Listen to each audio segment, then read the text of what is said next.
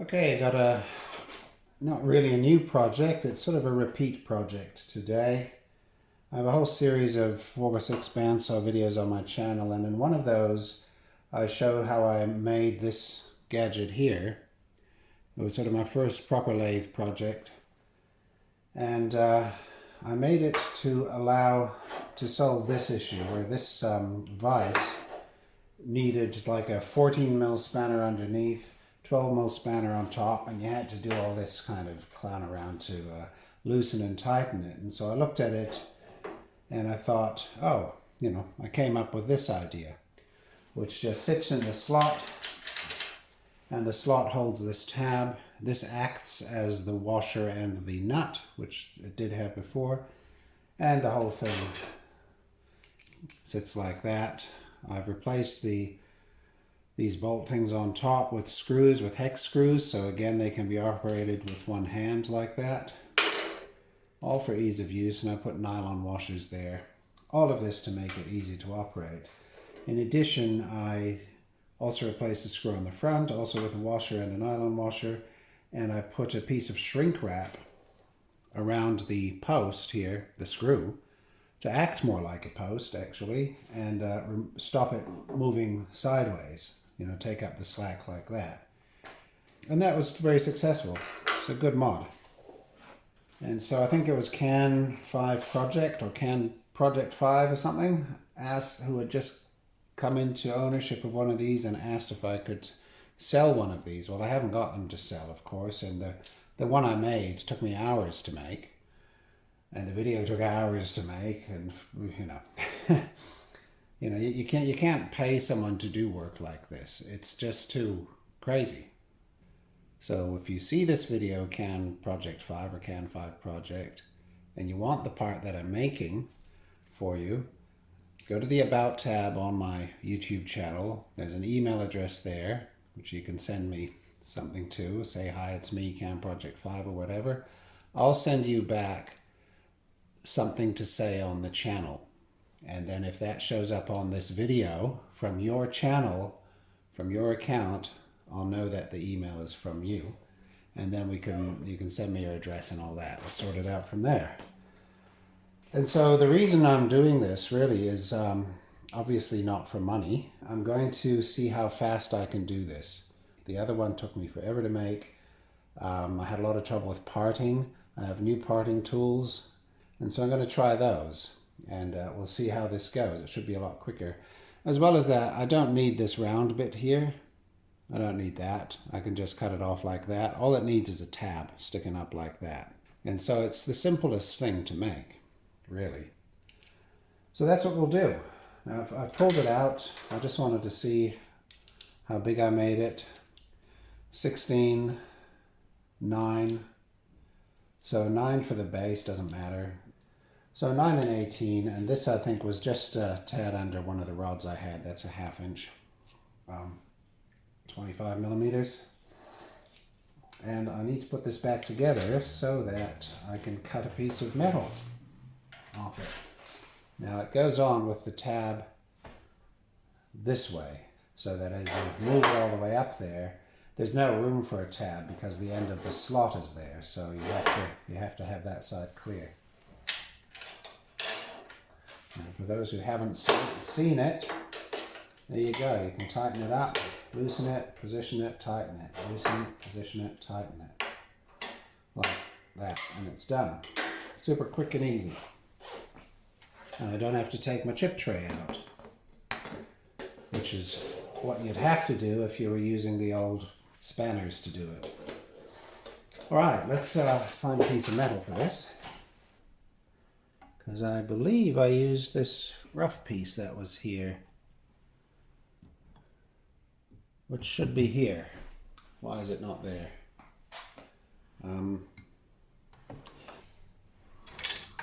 That'll be it, right there.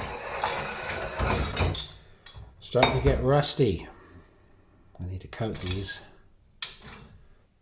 Right, here's the piece. It's a piece that I got from someone who sent me a box full of stuff, which was really nice. And it's an old piece that had been worked on, and I took the end off.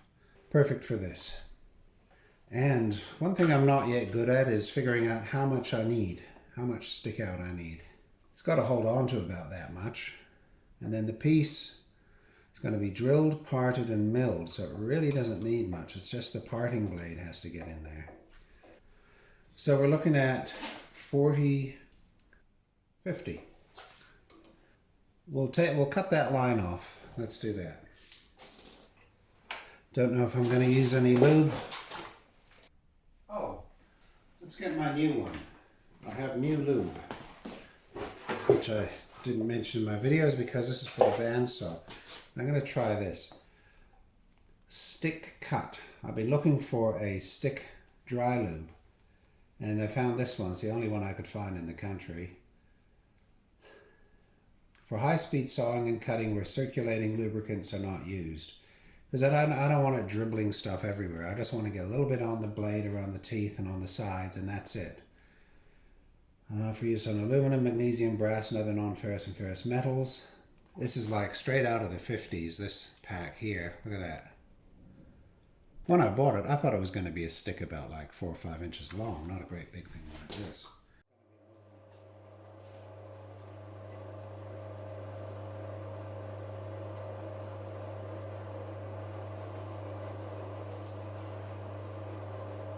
So, let's see what that's like.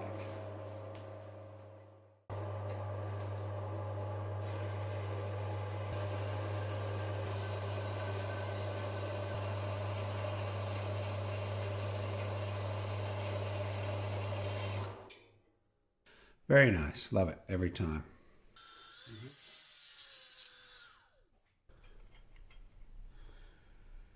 Yeah. Very good.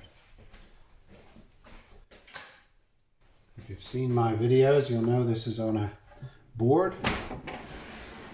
So I can just pull it out whenever I want to work on it and put it there or anywhere along here. So I'm just getting it somewhere, and we're just going to judge whether it goes back and forth. That's all we're concerned with. Excellent.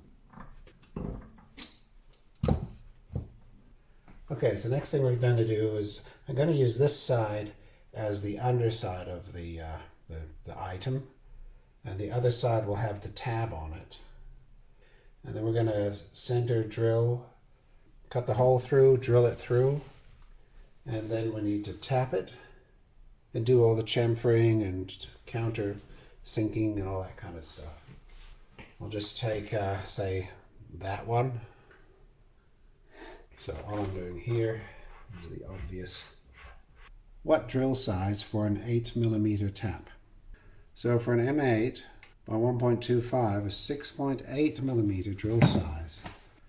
All right, here we go.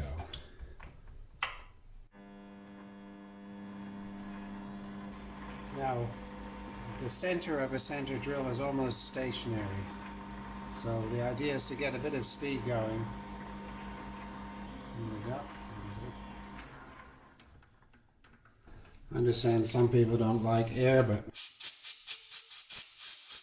I like it. Now we're going to find a 6.8. Now I've talked about this drill set in my videos, how even though these are not available as metric so far as I'm aware, and I couldn't find one, you can get a size, you can get a drill for anything, for any size pretty much. And the way we do it is we go to our 6.8, then we switch to inches, which gives us 0.268. And we go here, and we go 02656, or in letters 0266. What did I say? 0268. Well, 0266 in letters is 8, H. So let's get the H out of there. We'll have a look what it is. And switch back to 6.76. You see, that is, 4/100ths off, approximately. So there we go. And in my other drills, I would have to have done either 6.5 or 7, which is not terrible either. You know, it's not gonna be the end of the world. But I'm just demonstrating the how these sets work. Now this is going into steel, and it's going to go in quite a distance.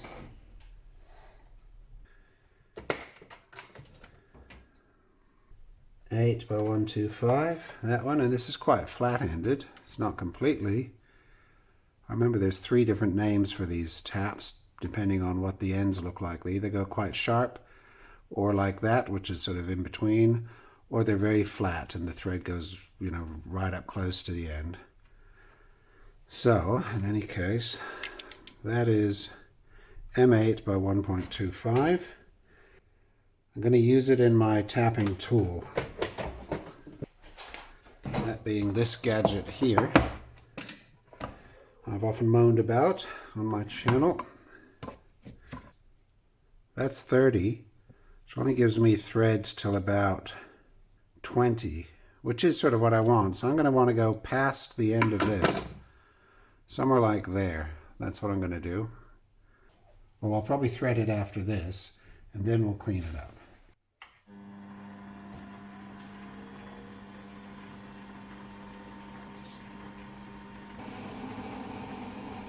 That's 1 centimeter in, 2.5 to go.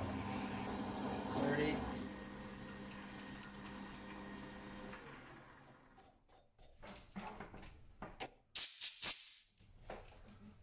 Still clean. That drill seems to really pull the chips out quite well. Got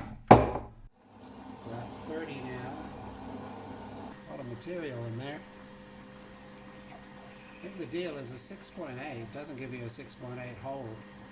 We're going to measure that hole and see what it is. I have a feeling it's going to be more like 7. So we'll leave it there. Nearly 50 millimeters depth there. So that was the H in the letter drills. H. And the piece is quite warm, hot even. I keep looking at on the auction side, I keep looking at this little set and I keep ignoring it. It's really cheap. It's only $12 or $15. It's a little set of hole gauges. You put it in, you expand it. I would use it now if I had one.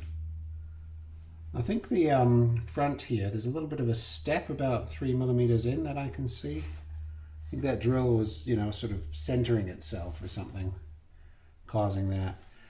Now let's grab a 7 millimeter drill, just for fun. Now that was supposed to be a 6.8 hole. Look at that. The 7 millimeter drill goes straight in, no problem at all.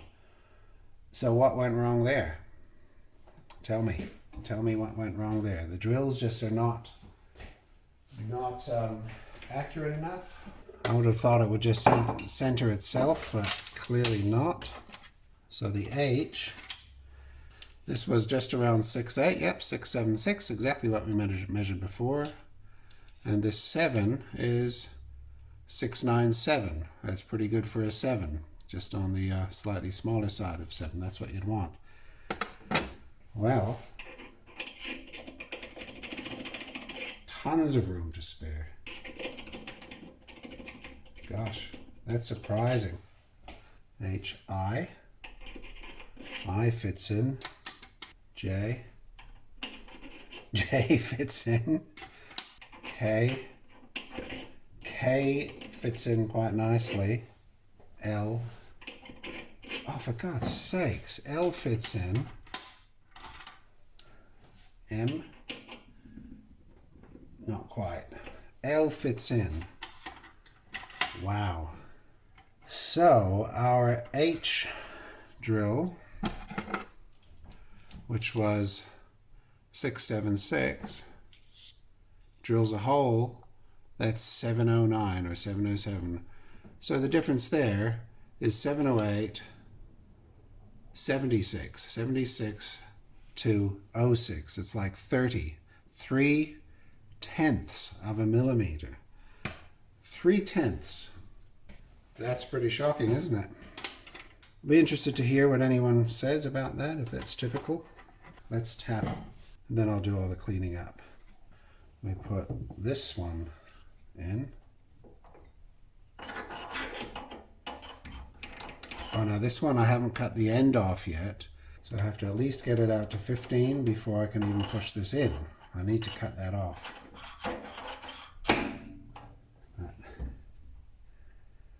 There we go, that centers itself. Now, that is my thread, that's the proper one, M8125. That's locked. That's locked. This is loose. So we're just going to start going in, and it's going to start cutting out like that. Gosh. I remember putting a glove on because those are sharp. It's funny, you try and get all precise with your drill, and then it's 0.3 of a millimeter off the hole. That's terrible. Just terrible.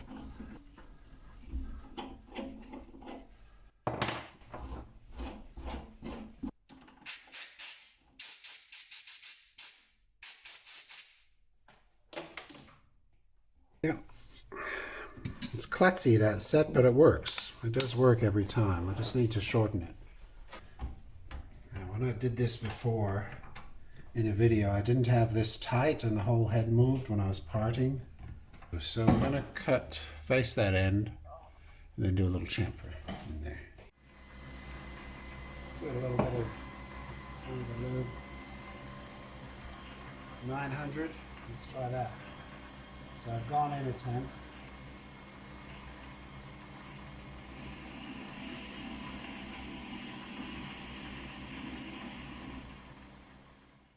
So using the same tool, I'm going to do a auto cut using the auto feed. There's no lube. So we're going to do a little chamfer thingy. Now that'll be a 60 degree, right? So that would be 45.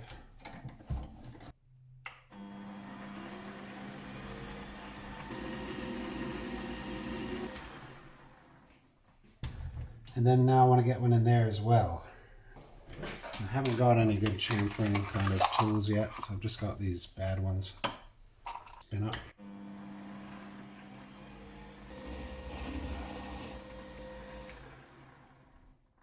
That's plenty. So now the big part of the adventure here, the exciting part, is parting. How are we going to do this? I'd quite like to try the carbide one first. This is the new one. It's a 2mm carbide.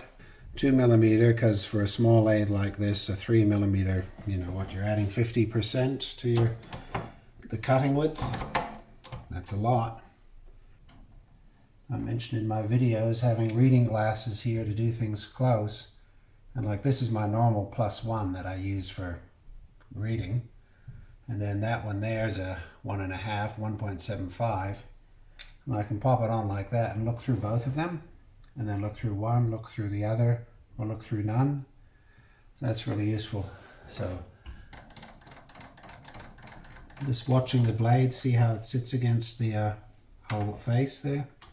Pretty darn perfectly. So there's my little scratch.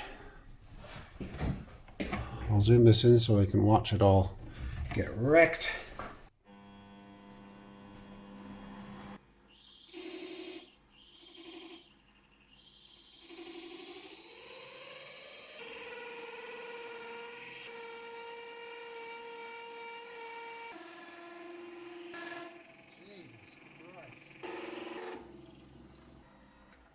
Now I really need to put an interlude in this video and discuss the parting, because as we could see just then, it was not going well.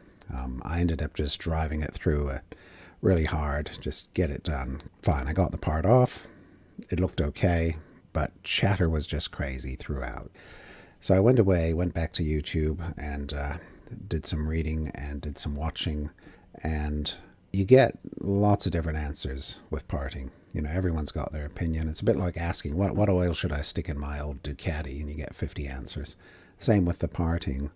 I watched a guy using an insert tool like this, and he would do it at 3,000 RPM on his lathe. 3,000 RPM. That was his approach. I did this at 1250. I mean, sure, maybe I could go into second gear and do it at 2500. That's one option. But then others were all about being slow. I was watching Blondie's video on this, and she just did it slow and careful. And so I just went, that makes more sense. She's working at like 60 RPM on her lathe, and mine can only do 150 at the slowest. And of course, it's not that torquey at that sort of speed, but it's all about how hard do you go.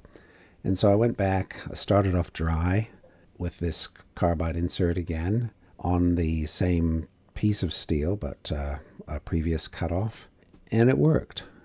I just did it slowly and carefully. I did stall the tool once or twice, and I could feel it trying to stall. You know, you could sense it, but then I just back off a bit. I found that when I put the lube on it, like I mentioned in my accessories video, I find the lube encourages slipping. And I did find that again in this case. You'd lube it up and the thing would slide away until you pressed hard enough to get it to bite. But I did find I sort of still wanted the lube because once you were cutting, it did seem to help. The cuts turned out quite well. I did it 3 times, cut off 3 very thin discs, about 0.5 millimeter each. And the outer half or so was clean cut. And then the inner half, you'd get that transfer of material, which I assume is just chips getting stuck down the side of the tool and smearing onto the either side of the channel that you're cutting. That's what I assume it to be. I did a cut with the insert, I did a cut with the steel, and then back to the insert once again. I got pretty similar results with all of them.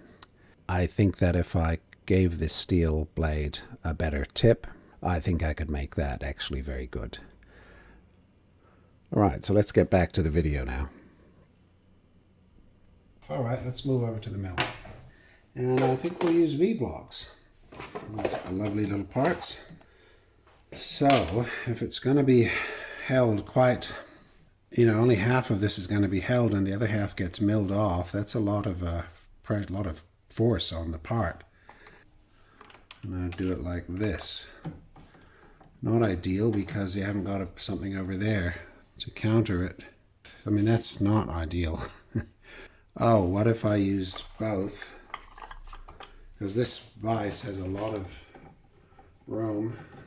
Pretty sure that's got to be better. There. I want it to have about 9 millimeter. Yeah.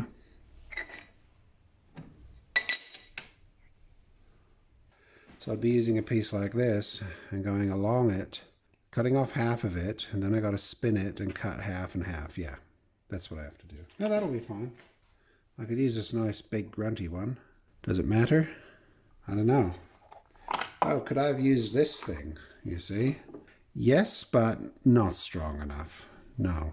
The nice thing about collets here, you take your part, and you go bump, bump, there, there. That's the one. And then we do all this business under that edge.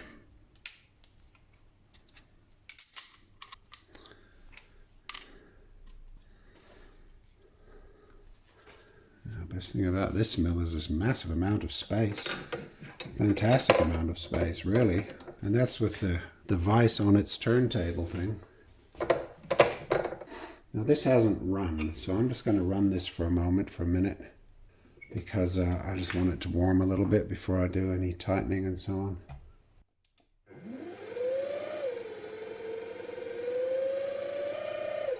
Okay. Now I haven't got a wrench for this one there. I haven't got one big enough. Not a spanner. So I use the one on the machine. Go. Now at this point I'm looking at it going, should I put that little round on it It was a bit of a drama and I had to file it, which made it look like that. I don't think so. I think it just needs the tab, because this doesn't get used for anything, just for looks. Is the camera going? 2 hours. The camera's been on for 2 hours. Should I be doing a cut that deep? No, I'm going to do shallow passes back and forth, yeah. Because another way, you could cut it down from the top down and just do the deep cuts. But this makes more sense, and I can stop whenever I'm ready. Now we're using this movement. Now I can't see things very well. That's one problem with this whole setup. It's sort of hard to see. How is it for you guys?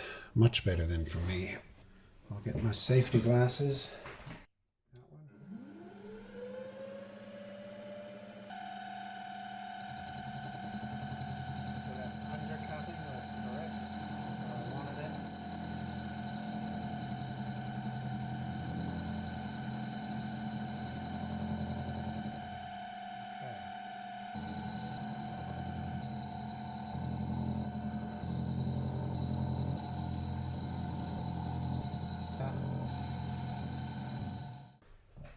I'd like to use my vacuum on it directly, so I will.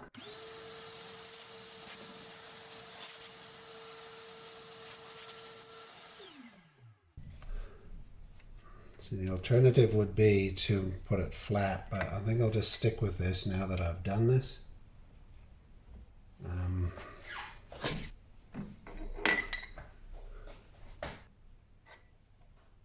Like that.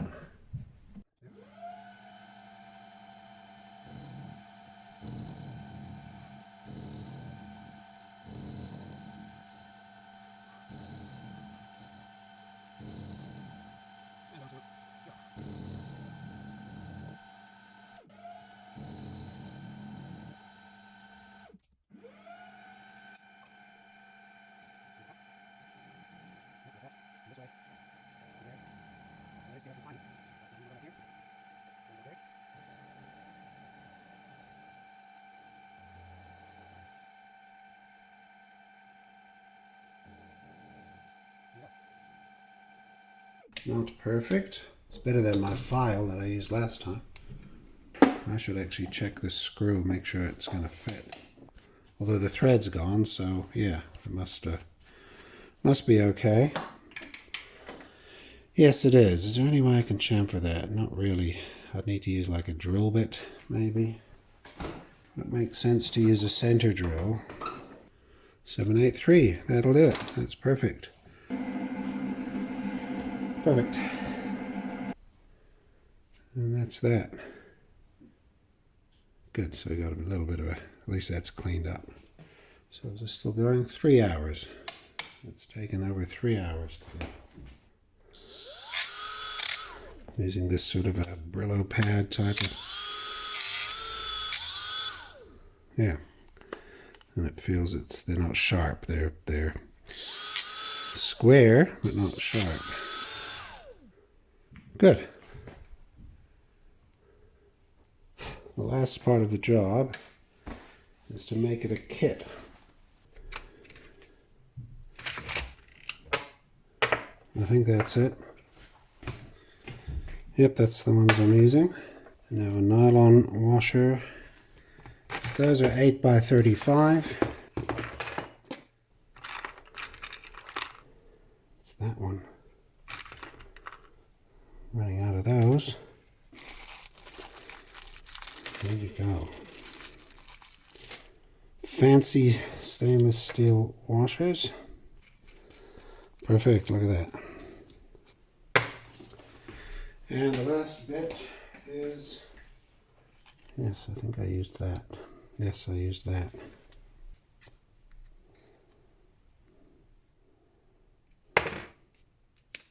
Now this is a firm fit, but it does fit. Wax and grease cleaner. Okay, perfect. So that's the second piece. Like so. The nylon one, like so. Now, just as an addendum to this video, I wanted to cover a few points that I didn't address throughout. That dry lube stick that I used on the bandsaw, I didn't think that was that great. I was hoping it would be drier, maybe more powdery or something, but it was really quite like a fatty grease. I think I would prefer just to use a bit of CRC type of cutting fluid for that if I use cutting fluid. So no, that wasn't so great. Wasn't too happy with that. In the video, I'm going back and forth on the tailstock winding lever to clear chips because I was cutting a hole just over 2 inches deep there, and I was going back and forth, which is quite slow. So I'm winding away on that thing like crazy. And of course, I didn't need to do that. I should have just undone the tailstock with the lever, slid the whole thing out, cleaned it, and then slid the whole thing back in, tightened it, and then carried on with the winding lever. So that's just something to bear in mind. The other big issue was this problem whereby the drill made a hole that was about 1/3 of a millimeter or more too big. I think what's really happened is that Jacob's chuck that I've used is just not straight and it's just not precise.